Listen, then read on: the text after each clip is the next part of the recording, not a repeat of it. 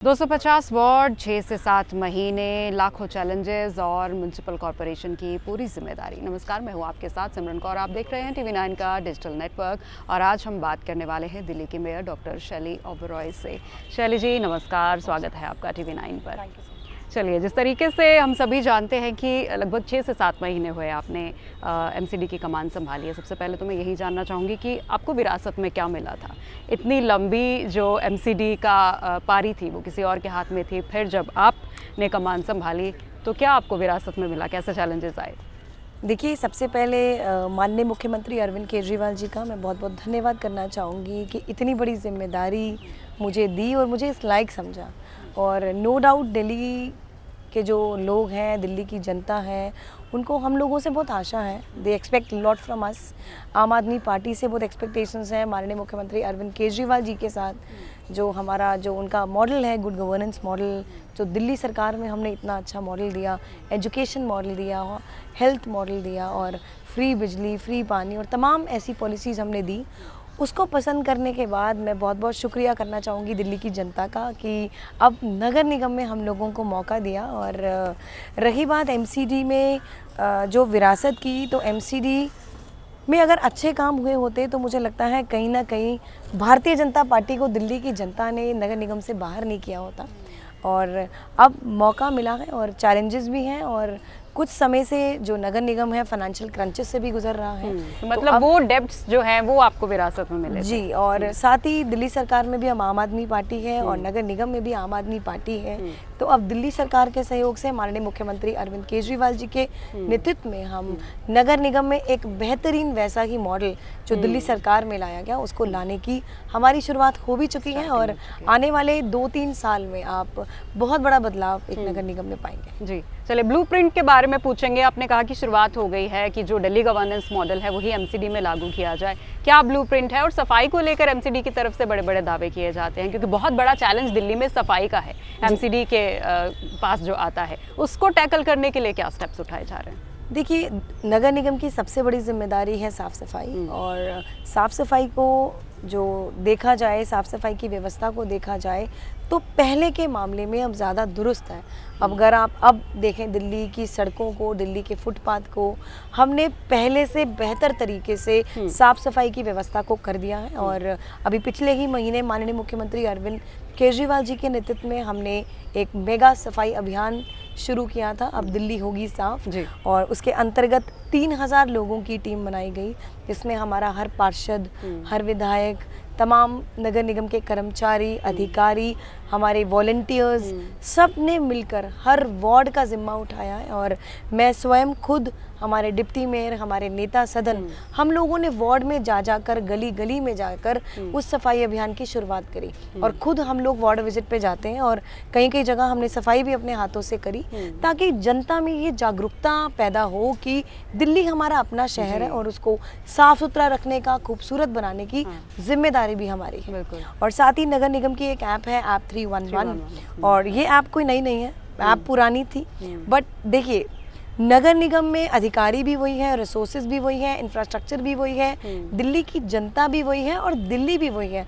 अब उसी रिसोर्सेज को यूज़ करते हुए हम कैसे एक बेहतरीन मॉडल दे सकते हैं, हमारा फोकस उस पे है। अब जैसे ऐप 311 की बात करें तो ये एक ऐप नगर निगम की है कि कहीं भी कूड़े का ढेर फॉर एग्जांपल दिखता है या कहीं पेड़ों की छटाई होनी है, वहाँ कंप्लेंट है पब्लिक की, तो वहाँ पर जाकर कूड़े का ढेर कहीं पड़ा है तो आम जनता वहाँ जाकर फ़ोटो क्लिक कर उस ऐप के माध्यम से अपलोड कर सकती है। और उस ऐप के माध्यम से फिर जो कंप्लेंट आएगी, और अधिकारियों को निर्देश दे दिए गए हैं कि 24 घंटे के अंदर जो भी कंप्लेंट आएगी उसको हमें रिसॉल्व करना है। और 12 अगस्त से लेके अभी तक 13,000 के आसपास है इस ऐप के माध्यम से सिर्फ सफाई की कंप्लेंट्स आई हैं। और सबसे अच्छी बात रही, जो हमारा उन कंप्लेंट्स को रिसॉल्व करने का परसेंटेज रहता था वो 50% से कम था या उससे भी बहुत ज़्यादा कम था, और आज वो 85 से 90% तक पहुंच चुका है। तो it's all about managing the resources, it's all about utilising, efficiently utilising, effectively utilising those resources. ठीक है, 2 सवाल यहाँ पर बनते हैं। एक तो ये कि आपने जैसे बताया कि आप और आपके काउंसलर्स खुद ग्राउंड लेवल पर जाते हैं, अपने हाथों से सफाई करते हैं, लेकिन मुझे लगता है कि जनता में अवेयरनेस फैलाने की अभी भी बहुत ज़रूरत है, क्योंकि वो बेशक शिकायत कर देते हैं, बेशक एमसीडी की गाड़ियाँ आती हैं, सफाई हो जाती है, अगले दिन फिर वही डस्टबिन के बाहर लोग कूड़ा फेंकने लग जाते हैं। तो उसके लिए अवेयरनेस के लिए कोई प्रोग्राम चलाने की ज़रूरत है या कोई मुहिम चलाने की ज़रूरत आप महसूस करती हैं? देखिए, अभी एक तो अब दिल्ली होगी साफ, जो हमारा सफाई अभियान है वो एक तरह से अवेयरनेस कैंप है, जागरूकता प्रोग्राम है हमारा। साथ ही अभी हमने 2 महीने पहले हर वार्ड में जा के नगर निगम ने, डीसीज ने जा के आरडब्ल्यूएस के साथ मीटिंग्स करी थी, जहाँ पर आरडब्ल्यूएस के साथ 1-to-1 मीटिंग करके हमने उनको प्लास्टिक वेस्ट के बारे में समझाया था कि कैसे प्लास्टिक हमारी एनवायरनमेंट के लिए हार्मफुल है, हमें प्लास्टिक को बैन करना चाहिए। तो दिल्ली की जनता में जागरूकता बहुत ज़रूरी है। नगर निगम अपनी जिम्मेदारी निभाएगा, अधिकारी अपनी जिम्मेदारी निभाएगा, कर्मचारी अपनी जिम्मेदारी निभाएंगे, पर जो जिम्मेदारी दिल्ली की जनता की बनती है वो दिल्ली की जनता को निभानी होगी, क्योंकि आम एक प्रैक्टिस सी बन गई है कि घर से जब कोई बाहर जाता है, हालांकि हमारी एजेंसीज हैं, डोर टू डोर कूड़ा हमारा उठाया जाता है, हर घर से गाड़ी आती है कूड़ा उठाने वाली, बट एक जनरल प्रैक्टिस कई बार देखने को मिला है कि कई बार आदत है घर से बाहर निकलने वक्त कूड़े का लिफाफा उठाया, कहीं एक कोने पे फेंक दिया, वो एक वनरेबल गार्बेज पॉइंट बन जाता है। तो मुझे लगता है इसको ख़त्म करना पड़ेगा और दिल्ली की जनता को ये समझना पड़ेगा कि कूड़ा हमें सड़क पर नहीं फेंकना। तो क्योंकि मुझे लगता है हम बाहर की बात करते हैं, हम यूरोप की बात करते हैं, लंदन, न्यूयॉर्क और ऐसे बाहर के विदेशों की, बड़े बड़े शहरों की बात करते हैं कि कितने साफ है, पर जिम्मेदारी हमारी भी है। तो नगर निगम अपनी जिम्मेदारी निभाएगा।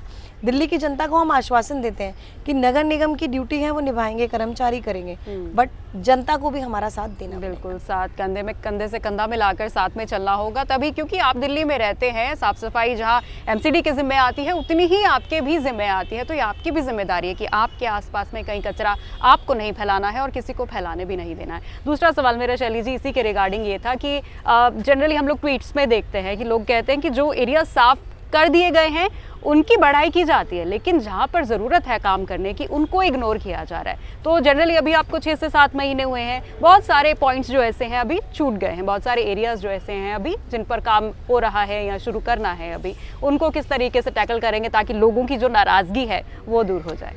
देखिए, पहले के मुताबिक अब अगर आप दिल्ली की अब तस्वीर देखें तो एक सुंदर और एक पहले से ज़्यादा साफ़ सुथरी दिल्ली आपको देखने को मिलेगी। हमारे अभी G20 है जैसे, तो उसके लिए भी अधिकारियों को निर्देश दिए गए। हमने लगभग 11,000 ऐसे गार्बेज वनरेबल पॉइंट्स को आइडेंटिफाई किया आप 311 के माध्यम से, और हर अधिकारी को, डीसी को ये इंस्ट्रक्शंस दी कि 24 घंटे के अंदर जो ये गार्बेज पॉइंट्स हैं इनको ख़त्म करना है। और साथ ही रही बात जो एरियाज अभी रह गए हैं, तो बूंद बूंद से घड़ा भरता है, तो एकदम से कोई जादू की छड़ी तो किसी के पास नहीं है। और धीरे धीरे हमारी पूरी ये जो हम जिम्मेदारी रहेगी कि पूरी दिल्ली को साफ करना है।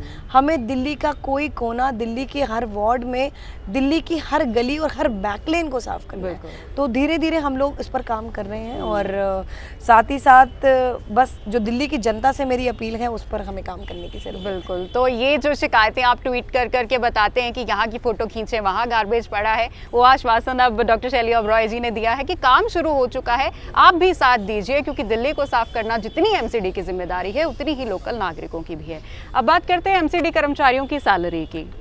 25-30 साल के बाद पहली बार ऐसा हुआ कि एमसीडी के कर्मचारियों की सैलरी 1 तारीख को आने लगी। बड़ा समागम हुआ तालकटोरा स्टेडियम में और सीएम केजरीवाल जी ने इसकी शुरुआत की है। बड़ा सवाल उठता है कि फंड्स कहाँ से आए, फंड्स कहाँ से आए। आज मैं चाहती हूँ आप बताइए कि कैसे मैनेज हुआ, ये फंड्स कहाँ से आए और कैसे आपने पूरा स्टेप बाय स्टेप इसको 6 महीने में रिजॉल्व कर दिया कि जो सैलरी एमसीडी के कर्मचारियों की कभी पिछले 25-30 सालों में 1 तारीख को नहीं आई थी, वो 1 तारीख को आने लग गई। देखिए, कर्मचारी हमेशा से अपनी मांगों के लिए जूझते रहे हैं पिछले 15 साल से। कभी सैलरी की मांग रही, कभी पेंशन की मांग रही, कभी पक्का करने की मांग रही, और हर बार उनको अपनी मांगे रखने के लिए सिविक सेंटर के बाहर या मेयर के घर के बाहर या सीएम के घर के बाहर धरना करना पड़ा। तो मुझे लगता है हमें कभी ऐसा सोचा नहीं गया कर्मचारियों के हितों के बारे में, और माननीय मुख्यमंत्री अरविंद केजरीवाल जी का ये मानना है कि कर्मचारी ही रीढ़ की हड्डी है और कर्मचारियों के बिना नगर निगम कुछ भी नहीं है। अगर हम फॉर एग्जांपल सफाई की ही बात करें, कर्मचारियों को अगर समय से वेतन नहीं मिलेगा तो एक अंदर से काम करने का जो मोटिवेशन है वो उनको नहीं मिलेगा। पिछले 2 महीने से 1 तारीख को उनके अकाउंट में हमने वेतन दिया और बहुत ही खुशी की लहर आप देख सकते हैं कर्मचारियों में है। और पिछले महीने तो ग्रुप ए से लेके ग्रुप डी तक, मतलब अधिकारियों से लेके नीचे लेवल तक के कर्मचारियों तक को 1 तारीख को वेतन मिला था। और रही बात पैसा कहाँ से आया, देखिए फाइनेंशियल क्रंचेस एमसीडी में रहे हैं पिछले कुछ समय से और हमारा एक ही मकसद है अब कि एमसीडी को कैसे हमने इसका रेवेन्यू इंक्रीज करना है। हालांकि दिल्ली सरकार हर तरह से हमारे साथ है, हमें सहयोग दे रही है और फाइनेंशियल असिस्टेंस भी दे रही है, पर कब तक, हमें कभी ना कभी तो सेल्फ सस्टेन होना पड़ेगा, फाइनेंशियल इंडिपेंडेंट होना पड़ेगा। और रेवेन्यू की बात करें तो हमारा जो फर्स्ट क्वार्टर का जो रेवेन्यू था, हमारा सबसे बड़ा सोर्स ऑफ रेवेन्यू जो नगर निगम का है वो प्रॉपर्टी टैक्स का है। और इस बार जो प्रॉपर्टी टैक्स है पिछले सालों के मुताबिक बहुत ज़्यादा आया, जनता में भी जागरूकता आई, जगह जगह पार्षदों ने, अधिकारियों ने कैंप लगाए जिससे टैक्स रेवेन्यू बहुत अच्छा कलेक्ट हुआ। और धीरे धीरे जैसे ही हम रेवेन्यू के सोर्सेज को बढ़ाते जाएंगे, रेवेन्यू को इंक्रीज करते जाएंगे, तो वैसे ही जिस माली हालत जो नगर निगम की खराब चलती आ रही थी तो वो जाहिर है वो जल्दी ठीक हो। जी, अब G20 की बात कर लेते हैं। ब्यूटिफिकेशन को लेकर जो मेन पॉइंट्स है सेंट्रल दिल्ली के आसपास, उनकी जो ब्यूटिफिकेशन है हमने भी अपने चैनल पर दिखाया था कि किस तरीके से साफ़ सफाई की गई है और प्रॉपर ट्रैक्स बनाए गए हैं, साइन बोर्ड्स लगाए गए हैं, लाइटिंग की गई है। और किसका आइडिया था और किस तरीके से कौन कौन से पॉइंट्स डेवलप किए गए हैं और आगे क्या डेवलपमेंट हो रही है? देखिए G20 की बात करें, सबसे पहले बहुत गर्व की बात है कि इस बार भारत देश को और राजधानी दिल्ली को G20 के सम्मेलन करने का मौका मिला। और हमारी पूरी आशा है और पूरी उम्मीद है कि G20 का सम्मेलन पूरी तरह से सक्सेसफुल रहेगा। और हर एजेंसी, हर डिपार्टमेंट, हर सरकार ने बढ़िया काम किया। आप देख सकते हैं नगर निगम की अगर हम बात करें तो नगर निगम ने उन रोड्स को आइडेंटिफाई किया, प्रोमिनेंट रोड्स को, जो 35 रोड्स हैं जिनकी साफ़ सफाई का जिम्मा सबसे ज़्यादा नगर निगम ने इस बार उठाया है। और मॉर्निंग इवनिंग शिफ्ट्स में उन सड़कों की और फुटपाथ की सफाई की जा रही है, मैकेनिकल रोड स्वीपिंग मशीन्स के माध्यम से, वाटर स्प्रिंकलर्स के माध्यम से, एंटी स्मोक गन के माध्यम से उन सभी सड़कों को दिन रात शिफ्ट्स में सफाई की जा रही है। साथ ही जैसे मैंने आपको बताया 11,000 वनरेबल पॉइंट्स को आइडेंटिफाई किया गया, उनको ख़त्म किया गया। बहुत सारी ऐसी सड़कें हैं जिनका नवीनीकरण किया गया, सौंदर्यकरण किया गया। और स्पेशली उन एरियाज़ को जहाँ पर मॉन्यूमेंट, हमारे जहाँ पे हिस्टोरिकल मॉन्यूमेंट्स हैं, ऐतिहासिक जगहें हैं, जैसे कुतुब मीनार का इलाका है, लाल किले का इलाका है, जामा मस्जिद का इलाका है, पुरानी दिल्ली की गलियाँ हैं, चांदनी चौक है, दिल्ली 6 है, मिर्ज़ा गालिब की हवेली है। और आज देख सकते हैं हम टाउन हॉल के बैठे हैं उसके पास। और इन सभी इलाकों में जो नगर निगम का ज़्यादा जोर रहा है सफाई व्यवस्था को दुरुस्त करने का, ब्यूटिफिकेशन का। और कुछ ऐसे राउंड अबाउट्स हैं, चौक हैं, चौराहे हैं जहाँ पर वेस्ट मटेरियल से स्कल्पचर्स को बनाया गया है। और सबसे ज़्यादा फोकस उस पर भी किया गया है जो प्रगति मैदान में इस बार समिट का आयोजन होना है, उसके आसपास के इलाके की सफाई की व्यवस्था को दुरुस्त करने के लिए 6 टीमों का गठन किया गया। और 250 के आसपास सफाई कर्मचारी जो हमने प्रगति मैदान के इलाके के आसपास लगाए हैं, जो सुबह शाम की शिफ्ट में सफाई करेंगे। और प्रगति मैदान की अगर बात करें तो 3 बड़े ड्रेन्स हैं उसके आसपास, बड़े नाले हैं, उनकी सफाई को किया गया और डीसिल्टिंग की गई, क्योंकि अभी पिछले 1-2 महीना पहले ही बाढ़ जैसी स्थिति दिल्ली में आई थी। और वैसे तो मानसून सीज़न चल रहा है और इन केस अगर बारिश आती है तो वाटर लॉगिंग जैसी सिचुएशन दिल्ली में देखने को ना मिले। तो हर तरह से जो है तैयार है नगर निगम। और लगभग 6 जोन है, 5-6 जोन जो G20 के जुरिस्डिक्शन में आते हैं, central zone, south zone, city SP zone, Karol Bagh zone, Najafgarh zone. इन 5-6 जोन में लगभग 12,000 के आसपास सैनिटेशन वर्कर्स और इंजीनियरिंग डिपार्टमेंट के ऑफिसर्स को डिप्लॉय किया गया। चलिए, ये तो बहुत अच्छी बात है, क्योंकि आपने कहा कि बहुत गर्व की बात है वाकई में इस बार हिंदुस्तान में और दिल्ली में G20 समिट होने जा रहा है, तो ये हमारे लिए बहुत ही गर्व की बात है। लेकिन एक सवाल मेरा ये भी, जो आपने बताया कि इतना एफर्ट जो G20 के मद्देनजर डाला गया है पॉइंट्स आइडेंटिफाई करके, क्या ये G20 के बाद भी लागू रहेगा? ऐसे ही सफाइयाँ की जाएंगी, डिसिल्टिंग की जाएगी और ख्याल रखा जाएगा कि जो बाढ़ की स्थिति अब बनी वो आगे ना बने? देखिए, अब दिल्ली होगी साफ, जो हमारा सफाई अभियान माननीय मुख्यमंत्री अरविंद केजरीवाल जी के नेतृत्व में हमने पिछले महीने जो शुरू किया है, और हमने उसी टाइम बोल दिया था कि ये जो अभियान है ये 365 दिन चलेगा। तो जाहिर सी बात है, जो तैयारियां G20 को मद्देनज़र रखते हुए की गई हैं, ये सिर्फ G20 तक सीमित नहीं है। हमारा सफाई अभियान वैसे का वैसे ही पूरा हर साल चलेगा, हर दिन चलेगा। सारे पार्षद भी सफाई अभियान में हिस्सा लेंगे, अधिकारी भी, कर्मचारी भी और हमारे विधायक भी। तो आपको जो साफ सुथरी दिल्ली, सुंदर दिल्ली जो तस्वीर अब देखने को मिल रही है, वैसी ही साफ सुथरी दिल्ली हमने आगे भी वैसे ही उसको रखना है, क्योंकि हमने दिल्ली की जनता को प्रॉमिस किया हुआ है, कमिट किया हुआ है, अपनी गारंटी में ये वादा किया हुआ है, गारंटी दी हुई है कि दिल्ली को यूरोपियन और न्यूयॉर्क, लंदन जैसी सिटी जैसा एक साफ सुथरा नंबर 1 शहर बनाना है। बिल्कुल, और बेशक मौका G20 का है, लेकिन जब हम निकलते हैं अब दिल्ली में तो दिल को एक तसल्ली मिलती है, खुशी होती है कि हमारी दिल्ली है जो जगमग हो रही है, खूबसूरत हो रही है। चलिए अब बात करते हैं डॉक्टर शैली ओबरॉय से हटकर उस शैली ओबरॉय की जो एक महिला है। तो एक महिला होने के नाते आप क्या डिफरेंस खुद को फील करती हैं कि जब एक वॉलेंटियर आप थी और जैसे वो आपकी जर्नी रही और आज आप यहाँ तक पहुँची हैं, उस जर्नी के बारे में थोड़ा सा बताएं। देखिए, मुझे 10 साल से ज़्यादा हो गए हैं पार्टी में, और जब पार्टी नई बनी थी तो जाहिर सी बात है बहुत नए नए चेहरे, नए नए लोगों ने पार्टी ज्वाइन की थी, और तब मैंने as a volunteer party join की थी। और इतने साल मैंने एज अ वॉलंटियर काम किया, दिल्ली के इलेक्शंस में काम किया, पंजाब के इलेक्शंस में काम किया, और 2020 में मैंने महिला विंग की मैं प्रदेश उपाध्यक्ष बनी। मेरे को माननीय मुख्यमंत्री अरविंद केजरीवाल जी ने इतना बड़ा, वो भी इतनी बड़ी जिम्मेदारी दी थी। और सच बताऊं तो पिछले साल भी मेरा कोई प्लान नहीं था इलेक्शन लड़ने का, और मैं हमेशा से टीचिंग प्रोफेशन में रही हूँ, एजुकेशन बैकग्राउंड से हूँ, एजुकेशन सेक्टर से हूँ।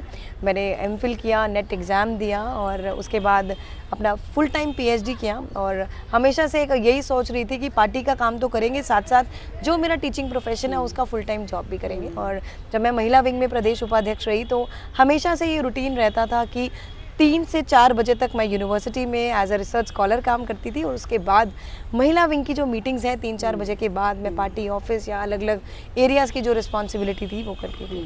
और अब एक मौका दिया माननीय मुख्यमंत्री अरविंद केजरीवाल जी का, और फॉर्चुनेटली और ऊपर वाले के आशीर्वाद से माननीय मुख्यमंत्री अरविंद केजरीवाल जी की वजह से टिकट भी मिला और जीती भी। और उसके बाद इतनी बड़ी जिम्मेदारी की मुझे उम्मीद नहीं थी, और मेरे साथ तो एक ऐसा हुआ कि सडनली एक दिन माननीय मुख्यमंत्री अरविंद केजरीवाल जी ने अपने घर बुलाया और मात्र 3 मिनट की मीटिंग में मुझे बोल दिया कि शैली, हम आपको मेयर बना रहे हैं। तो मेरे लिए तो एक तरह से बहुत बड़ा शॉकिंग न्यूज़ था। हालांकि एक डर भी होता है जब इतनी बड़ी जिम्मेदारी मिलती है, और मैंने तब माननीय मुख्यमंत्री अरविंद केजरीवाल जी को बोला कि सर, मैं तो बिल्कुल नहीं हूँ, और मैं पॉलिटिकल बैकग्राउंड से नहीं हूँ, इलेक्शन पहला है और इतनी बड़ी यूनिफिकेशन के बाद एक मेयर है, और कैसे मैं जिम्मेदारी को निभाऊंगी। तो उन्होंने सीधी एक लाइन में बोल दिया, कोई बात नहीं, आप पढ़े लिखे हो, आप सीख जाओगे कैसे करना है चीज़ों को। और बहुत बहुत धन्यवाद करना चाहूँगी, फर्स्ट टर्म में महिला सीट थी तो मुझे मौका दिया, और अब जनरल कैटेगरी में भी मुझे ही दोबारा चुना, उन्होंने दोबारा मौका दिया। और बीइंग अ महिला, बीइंग अ वुमेन, मुझे लगता है हमारी पार्टी ही एक ऐसी पार्टी है जो वुमेन एम्पावरमेंट और महिला सशक्तिकरण की तरफ एक बहुत बड़ा कदम जो हमारी पार्टी ने उठाया, मुझ पर भरोसा जताया। और नो डाउट महिलाएं आज किसी भी क्षेत्र में कम नहीं है, कुछ भी हो, एजुकेशन हो, हेल्थ सेक्टर हो, चांद पे जाने की बात हो या माउंट एवरेस्ट पे जाने की बात हो, तो महिलाएं they work more sincerely, they work more dedicatedly, और हर चीज़ को बड़ी हिम्मत से और आगे बढ़ते हुए, फैमिली को मैनेज करते हुए, क्योंकि डुअल रोल है लेडीज़ का, आप घर भी संभालते हो और अपना प्रोफेशन भी संभालते हो, तो कोशिश है कि जो जिम्मेदारी मिली है उसको बखूबी निभाओ। जी, अभी तो MCD के मेयर पद से आपने शुरुआत की है, अगले 5 साल में आप दिल्ली को कहाँ देखना चाहती हैं? देखिए, माननीय मुख्यमंत्री अरविंद केजरीवाल जी ने चुनाव से पहले 10 गारंटी कार्ड दिया था। हमने वादे करे हैं दिल्ली की जनता को, और धीरे धीरे हम एक एक वादे को शुरुआत हो चुकी है पूरा करने की। नंबर 1, साफ सफाई को, व्यवस्था को दुरुस्त रखना, जो आप देख सकते हैं उसकी शुरुआत हो चुकी है। कर्मचारियों को टाइम पर वेतन देना, उसकी शुरुआत हो चुकी है। उनको पक्का करना, उनको रेगुलराइज करना, उसकी प्रक्रिया की भी शुरुआत हो चुकी है। और हर वो काम हमने करना है। हमने स्कूलों को बढ़िया बनाना है। हमारी हमेशा से प्राथमिकता रही है कि हम एजुकेशन को एक अच्छा मॉडल दे। दिल्ली सरकार के स्कूल आज पूरे दिल्ली में नहीं पूरे भारत में या पूरी दुनिया में प्रसिद्ध हैं, एक बढ़िया एजुकेशन मॉडल। तो वैसा ही एक एजुकेशन मॉडल हम एमसीडी स्कूल्स के लिए भी ला चुके हैं ऑलरेडी। और माननीय मुख्यमंत्री अरविंद केजरीवाल जी ने ज़्यादा अभी भी फोकस एजुकेशन पर ही अभी रखा हुआ है। और सबसे इम्पॉर्टेंट है जो एमसीडी के स्कूल्स हैं वो प्राइमरी एजुकेशन देते हैं, जो 1 से लेके 5वीं तक, जो जहाँ बच्चे की नींव बनती है, बुनियाद बनती है और जहाँ सबसे ज़्यादा काम करने की ज़रूरत है। तो एमसीडी के जितने स्कूल हैं, कम से कम 1500 से ज़्यादा एमसीडी के स्कूल हैं, उन पर हम लोग काम कर रहे हैं। हमने हर स्कूल में, एमसीडी के स्कूल में जब मैं एज अ मेयर आई, बहुत सारे स्कूलों में विज़िट किया और वहाँ देखा बहुत ज़्यादा एजुकेशन पे काम करने की ज़रूरत है। बिल्डिंग्स और इंफ्रास्ट्रक्चर अच्छा नहीं है, टीचरों की कमी है, बच्चों के बैठने की व्यवस्था नहीं है, फर्नीचर की प्रॉब्लम है, सिक्योरिटी गार्ड्स नहीं है, सफाई कर्मचारी नहीं है। और अभी रिसेंटली हमने उन सब पर काम किया है और स्टैंडिंग कमेटी के गठन की वजह से कुछ चीज़ें हमारी ऑलरेडी पाइपलाइन में है, हम तैयार कर चुके हैं। और हाल ही में अभी हमने जो एमसीडी की प्रिंसिपल्स हैं उनको आईआईएम भेजा ट्रेनिंग के लिए। और हमारा पहला बैच आईआईएम अहमदाबाद गया, दूसरा बैच हमारा आईआईएम केरला कोझिकोड गया और अभी बाकी और आईआईएम्स के साथ भी हमारी चर्चा चल रही है। और जैसे ही बच्चे को जो फैसिलिटी स्टूडेंट को एक स्कूल में चाहिए होती है, वैसे टीचर्स को भी एक मोटिवेशन बहुत ज़रूरी है जो हो चाहिए, क्योंकि टीचर्स ही हैं जो बच्चों की ज़िंदगी संवारते हैं, अपना तन मन सब समर्पण से, निष्काम तरीके से जो बच्चों के उज्जवल भविष्य के लिए अपना समय निकालती हैं और अपनी जिम्मेदारी को समझती हैं। तो अब हम एजुकेशन के साथ साथ हम लोग ब्यूटिफिकेशन ऑफ पार्क, हमने पार्क हैं एमसीडी के बहुत सारे, हमने उनकी ब्यूटिफिकेशन की पॉलिसी भी हम लोग ले आए हैं। और हॉस्पिटल्स हैं, डिस्पेंसरीज हैं, मैटरनिटी सेंटर्स हैं, बहुत सारे ऐसे हॉस्पिटल हैं जहाँ पर हर तरह की सुविधा उपलब्ध नहीं है। तो टाइम टू टाइम मैं भी हेल्थ डिपार्टमेंट के अधिकारियों के साथ, जितने हॉस्पिटल के एमएस हैं उनके साथ मीटिंग्स करती रहती हूँ, ताकि जो सुविधा अभी एमसीडी नहीं प्रोवाइड कर रही, आने वाले टाइम में हर वो सुविधा भी एमसीडी के अस्पतालों में मिले। बिल्कुल। तो जो गारंटीज, जिन गारंटीज के साथ आप एमसीडी में आए थे, आप ये कह रहे हैं कि अगले 5 साल में वो पूरी गारंटीज बिल्कुल आपको 2-3 सालों में ही एक बहुत बड़ा बदलाव दिल्ली में देखने को मिलेगा। ठीक है, तो चलिए जाते जाते दिल्ली की जनता को, दिल्ली वासियों को मेयर डॉक्टर शैली ओबरॉय की तरफ से क्या मैसेज है या क्या अपील आप दिल्ली वालों को करना चाहेंगे? सबसे पहले मैं दिल्ली की जनता का शुक्रिया अदा करना चाहूँगी कि आम आदमी पार्टी को, माननीय मुख्यमंत्री अरविंद केजरीवाल जी को इतना बड़ा मौका दिया नगर निगम में। और जाहिर सी बात है, आम आदमी पार्टी से और अरविंद केजरीवाल जी से दिल्ली की जनता को बहुत ज़्यादा उम्मीदें हैं। तो नगर निगम, दिल्ली सरकार, माननीय मुख्यमंत्री अरविंद केजरीवाल और मैं स्वयं, हम लोग अपनी जिम्मेदारी तो निभाएंगे ही। हमारे तमाम पार्षद हैं आज हमारे साथ, यहाँ के जो पार्षद हैं लोकल, ये पुनर्दीप साहनी जी, हमारे सादिक भाई, हमारे डीसी साहब, सब यहाँ मौजूद हैं। सभी पार्षद, विधायक अपनी जिम्मेदारी समझेंगे। बट दिल्ली की जनता से मैं ये उम्मीद करती हूँ, मैं आशा करती हूँ और अपील करती हूँ कि दिल्ली हमारा अपना शहर है, दिल्ली दिल वालों की है, उसको साफ रखने की जिम्मेदारी हम सब मिलकर हमें करनी है। और आप सब हमारा साथ दें ताकि हम कंधे से कंधा मिलाकर जो हमने एक सपना देखा है, एक सुंदर और साफ़ सुथरी दिल्ली बनाने का, उस सपने को हम सब मिलकर पूरा करें। थैंक यू सो मच, बहुत बहुत धन्यवाद।